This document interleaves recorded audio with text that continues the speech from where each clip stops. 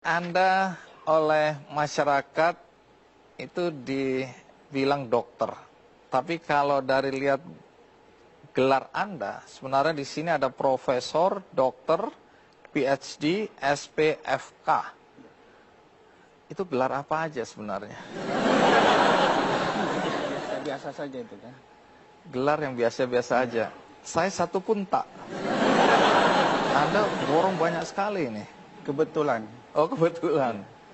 Jadi kalau PhD-nya di bidang apa? PhD-nya bidang farmakologi klinik, itu diperoleh di Flinders Medical Center Australia. Dari Australia. Kalau SPFK ini? SPFK itu spesialis farmakologi klinik. Itu dikeluarkan oleh PBID, pengurus besar ID. Baik. Lumayan banyak ini ya gelarnya ya. Alhamdulillah. Anda anak berapa? Saya ini anak pertama dari 6 bersaudara. 6 bersaudara. Orang tua Anda pekerjaannya apa?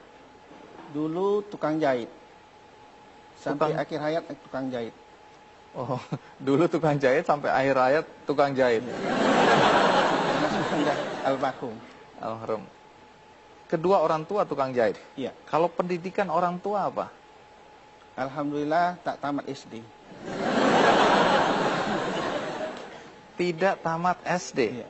Sementara Anda punya segudang gelar. Kalau Anda sendiri punya anak?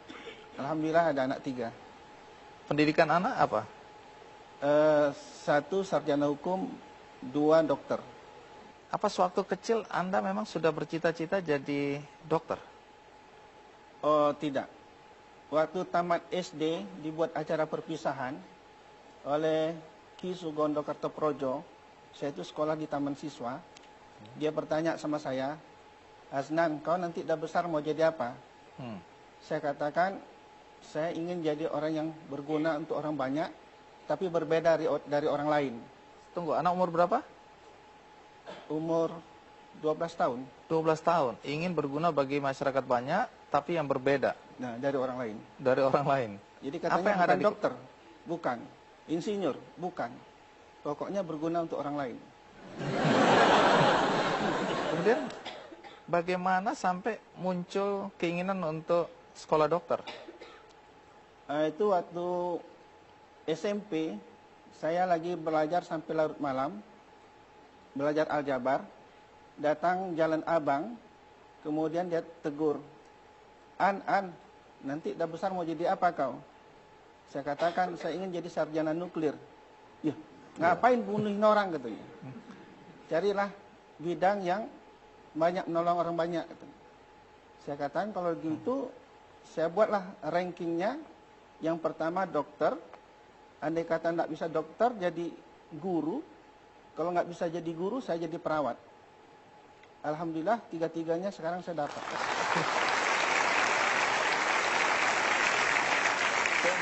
Masih banyak pertanyaan. Bagaimana sampai anak tukang jahit bisa kuliah kedokteran? Dari mana uangnya? Saya masuk kuliah kedokteran itu berbohong dengan orang tua. Karena orang tua dari awal, dia tahu kita mau kedokteran, tapi dia tidak mengizinkan.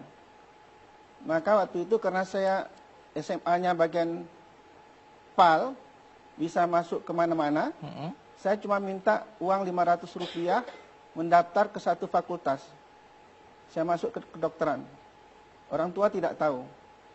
Cuma setelah lulus, baru orang tua sedikit emosi. Kenapa bisa masuk kedokteran? Kan udah dibilang jangan. Takut ini ya? Karena Jadi biayanya mahal. Saya katakan, Pak, sekali inilah aku minta duit. Waktu itu uang kuliah sama uang pelonco 33.000. 32.000 untuk uang kuliah setahun, 1.000 untuk, kalau sekarang istilahnya PEMA, berikut jaket-jaketnya. Hanya sekali itu saya minta uang sama orang tua. Tapi kan habis itu biaya-biaya lain akan ada. Dari mana? Saya ngasih privat les. Ngasih les di banyak anak-anak SMA. Oh, Anda cari uang sendiri nih? Cari uang sendiri. Saya dengar ada jualan fotokopi juga. Oh, itu waktu mahasiswa, saya selalu membuat kumpulan soal-soal, dan itu dijual di kalangan mahasiswa. Alhamdulillah, ada juga uangnya. Oh, dari situ Anda membiayai kuliah Anda sendiri. Orang tua nggak bantu-bantu lagi. Tidak. Anda sekarang ini dikenal sebagai dokter aneh di Medan. Anehnya di mana? Pertama dari penampilan. Gara-gara penampilan ini saya kena cekal. Oh, kenapa begitu? Saya dituduh Islam ekstremis sebelum pergi ke Australia. Terus apa yang terjadi? Ya 3 tahun saya menunggu untuk bisa direhabilitasi. Gara-gara penampilan seperti ini? Iya. Karena walaupun Anda profesor, dokter, PhD, SP, FK gitu, Itu kan belakangan. belakangan. Nah, masyarakat di sana manggil Anda apa dengan semua gelar ini? Mereka nggak lihat itu profesor, mereka panggil Buya. Oh, jadi Anda lebih dikenal sebagai Buya? Iya. Ayah. Baik, kalau gitu kita lanjutkan, Buya. Anda tadi disebut aneh, bukan karena penampilan sebenarnya, lebih karena apa yang Anda lakukan dalam praktek kedokteran tidak biasa. Bukan dalam tindakan, tetapi dalam pembayaran. Pertama yang dianggap aneh, Anda tidak mencantumkan atau tidak memakai papan nama katanya. Padahal hampir semua dokter, bahkan belum praktek, plang namanya duluan. Anda sudah praktek sampai hari ini, tidak ada plang juga. Betul. Kenapa begitu? Karena setelah pulang dari Australia, saya sebenarnya tidak berniat untuk praktek. Tapi ketemu dengan pasien yang lama, mereka mengatakan, dokter kita sudah pulang, dokter kita sudah pulang. Jadi satu-satu mereka muncul. Mereka cegat di tengah jalan apa segala macam. Ya mau tidak mau, saya harus melayani mereka. Terus? Ya sampai sekarang demikian. Tapi kalau sekarang pasien Anda per hari berapa orang? Minimal 30, tapi bisa sampai 153.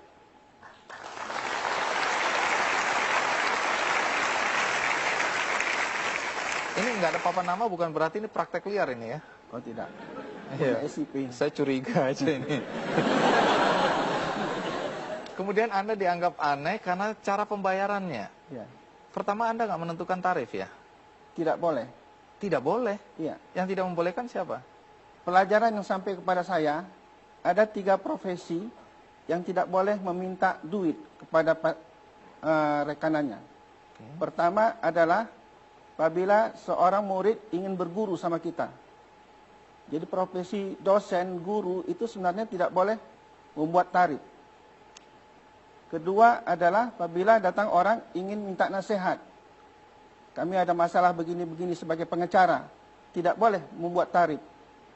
Dan yang ketiga adalah apabila datang seseorang ingin berobat pada kita, tak boleh bikin tarif. Tapi kalau dia kasih, kita terima. Ini pengetahuan baru bagi saya. Udah lama itu, Pak.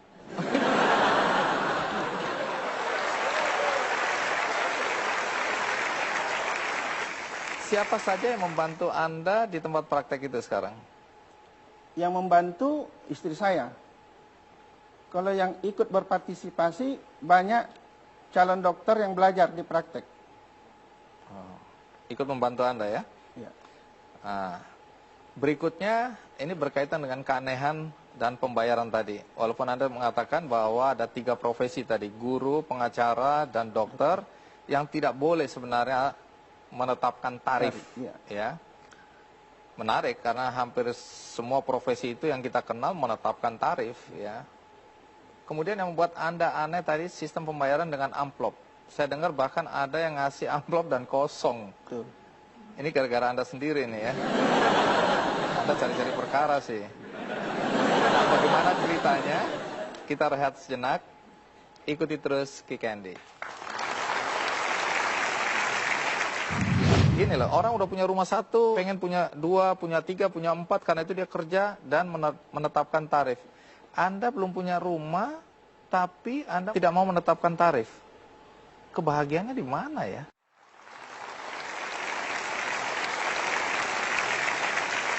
Bu Yasnan, saya dengar pasien Anda itu dari kalangan bawah sampai atas, bahkan orang-orang dari luar Sumatera itu datang berobat pada Anda. Yang saya sebut aneh tadi berkaitan dengan pembayaran ya. Anda mengatakan tidak menentukan tarif. Pasien boleh membayar suka-suka. Soal bayar suka-suka itu pengertiannya apa ya? Ya seikhlas hati dia. Jadi kalau saya datang berobat, kemudian hanya punya 5.000 saya kasih, Anda terima? Dengan senang hati. Karena saya tak tahu Bapak bayar 5.000 kah, bayar 1 juta, saya tidak tahu. Kenapa Anda nggak tahu? Saya tidak pernah buka amplopnya. Oh, jadi semua pembayaran seperti digambar itu diberikan melalui amplop. Iya. Terus kemudian dengan cara seperti itu apakah Anda nggak merasa dirugikan? Di mana ruginya?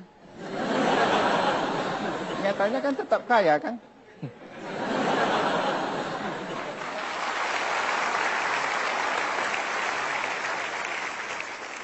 Saya dengar bahkan kalau ada orang yang bertanya, "Dok, saya harus bayar berapa?" Anda malah marah-marah. Anda semprot. Ya, Apa yang karena dia menghina saya. Loh, kan jasa Anda sudah Anda berikan dan saya menanyakan berapa saya harus membayar jasa itu. Kalau saya sudah bisa menghargai berapa rupiah saya, orang lain akan bisa beli saya. Saya tidak ingin beli.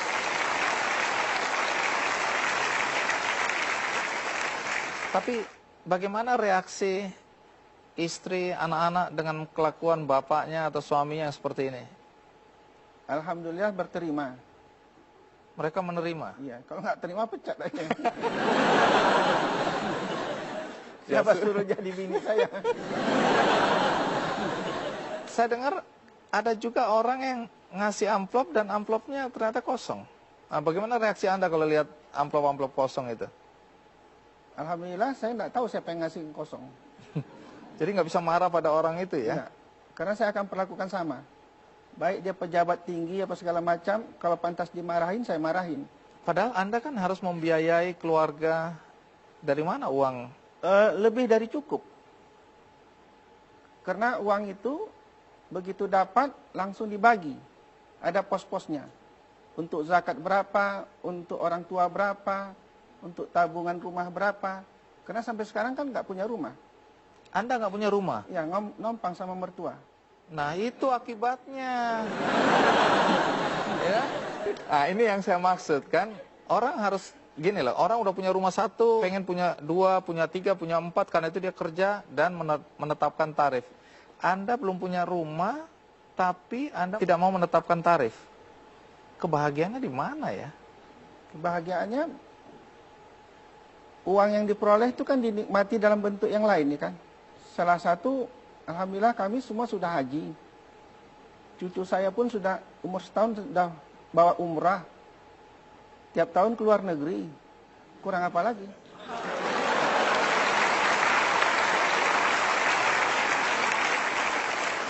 Buya, mungkin falsafah hidup Anda ini asing bagi anak-anak muda sekarang yang merasa bahwa materi adalah ukuran sukses. Mungkin ada nasihat buat anak-anak muda. Nasihatnya gampang. Apa yang dicari dalam hidup ini? Dulu ada film, Apa Yang Kau Cari Pak Lupi. Apa konteksnya dengan pernyataan atau nasihat Anda ini? Ya karena macam kata Bapak tadi, sudah punya satu rumah, ingin rumah yang lain. Sementara badannya cuma satu. Apa bisa didiaminya ke sekian banyak rumah? Berapa banyak orang yang kaya, ternyata dia tidak berjalan sama istrinya. Istrinya jalan sama supirnya. Ya kan? Dia kaya, tak pernah tinggal tidur di tempat tidur matras yang dia milikin. Dia teler di ruang tamu. Jadi, apa yang dia cari dengan harta tadi? Yang penting cari kekayaan yang berkat. Berkat itu yang menikmati kita dan orang lain. Jadi kalau sudah sama-sama mengalami, merasakan, alhamdulillah kita sudah kaya. Hidup tidak berutang, itu nomor 1. Baik, terima kasih Buya Asnan. Sama-sama. Hari ini bisa berbagi cerita dengan kami, berbagi filosofi hidup dengan kami semua, terutama untuk anak-anak muda, dan terutama dokter-dokter atau calon-calon dokter ya. Mudah-mudahan apa yang Anda sampaikan ini memberikan teladan bagi mereka. Alhamdulillah. Sekali lagi terima kasih. Sama-sama. Terima kasih.